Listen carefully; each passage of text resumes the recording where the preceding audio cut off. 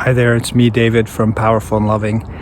I want to tell you how to never lose yourself in any relationship. I'm going to tell you about 4 ways to do that. 3 of them have some negative impact. 1 of them doesn't. 1 of them gets you through to deeper, more lasting love.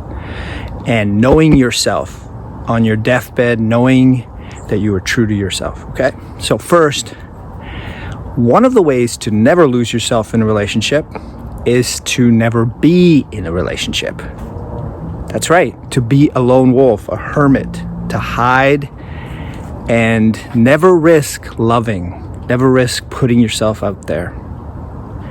Now, I also don't really believe that you can be fully true to yourself and not be in a relationship, because I think our nature as human beings is to be in relationship to ourselves, to nature, to community, to a partner, to friends. So take that with a grain of salt, but that's one way. Never risk being in a relationship. Number 2, you can do what a lot of faux alpha men, these are men who talk about being alpha and you know, in a relationship, you need to dominate. You need to take ownership over your partner, and you need to dominate them. And side note, I don't think you can be a real alpha male if you have to say that you're an alpha male. Think about that.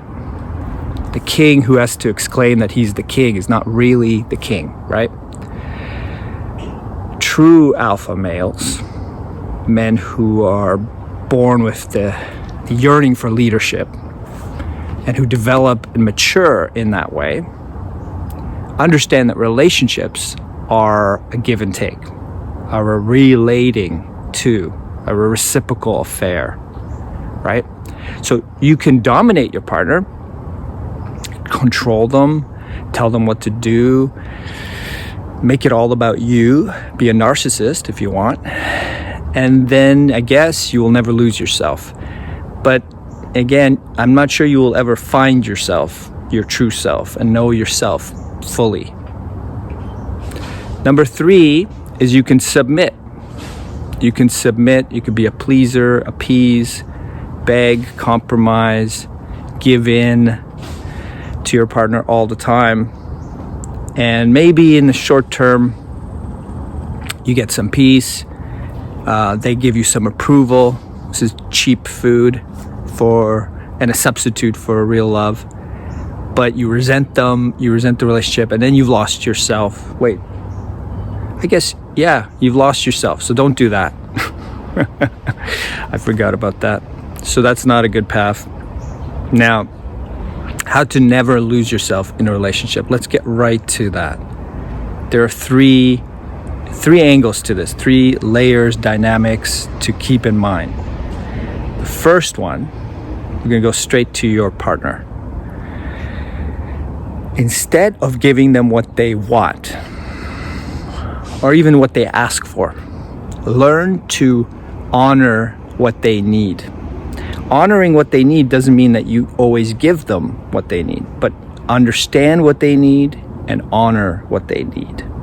It's not your job to always give others what they need, okay?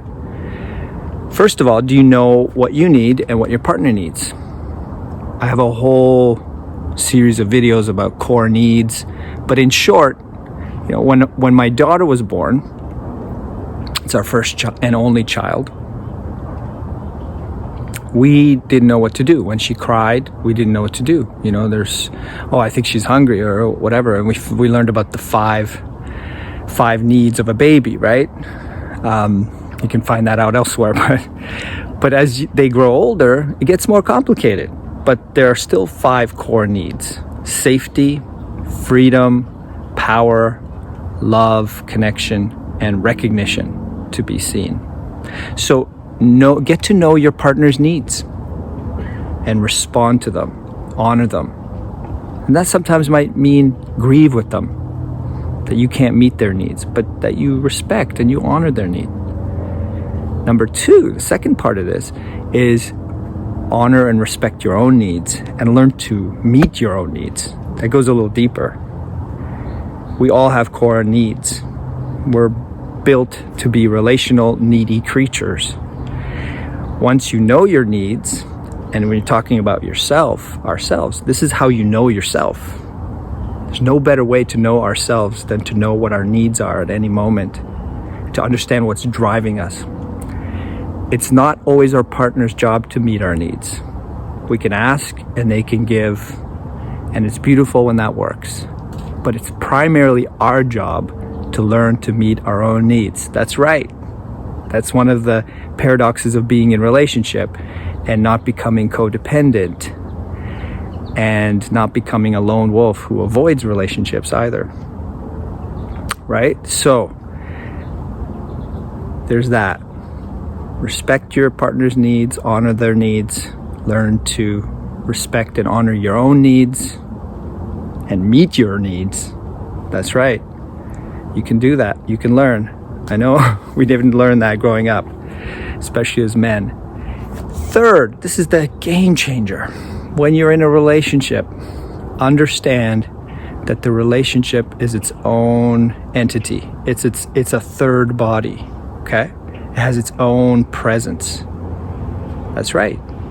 It's bigger than me. It's bigger than you. It's us. It's the we. Learn to listen to the third, the relationship. Learn to honor the relationship. When we honor the relationship, it's like this garden that I'm in. This is a beautiful garden that my wife and I have tended for 5 years now. We've had to change the soil, we've had to bring in so much and cultivate so much. It's taken a lot of time and it keeps getting better. That's how relationships are. When you tend to the soil, when you take care of it, when you plant seeds, when you weed it, when you tend to it every single day, it gets better and better. And it's bigger than you. It's bigger than your partner. It has its own presence. It's got its own wisdom, it's got its own intelligence, its own soul. So when we learn to tend the relationship, I think that's when we really truly start to know ourselves and come into our fullness as men.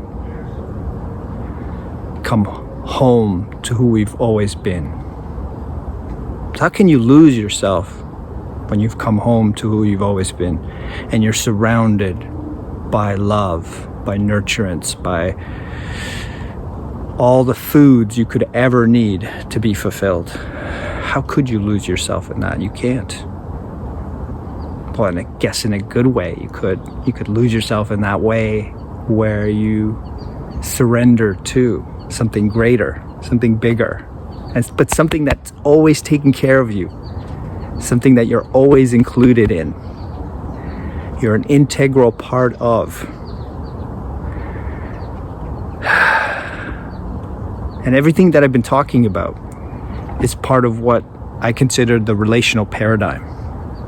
Once we adopt the relational paradigm, we start to see everything as interdependent, as an ecosystem, that we need to rewild ourselves back into the ecology of who we really are, why we're really here, and how to be in relationship to everything. Then you can't lose yourself. Then that question starts to become a little bit ridiculous. It comes from an insecurity, comes from a fear, an idea that you're some individual floating in space, and relationships are just there for you to consume and get goodies from. When it's no longer goody, you leave. That's not how it works, unless you're a parasite. I'll leave it at that. I wish you power and love. I wish you respect, care, recognition, freedom, safety, all of it. And I know that it can only be found in relationship, in healthy reciprocal relationship with yourself, with your partner, with a community, and a little bit more. How do we get there? I recommend a therapist, coach, mentor. I personally prefer mentors, more far-reaching, deeper and long-lasting, become friends even. And a brotherhood. I recommend a brotherhood. Other men who are on this path, rediscovering, reclaiming, rewilding ourselves as relational animals.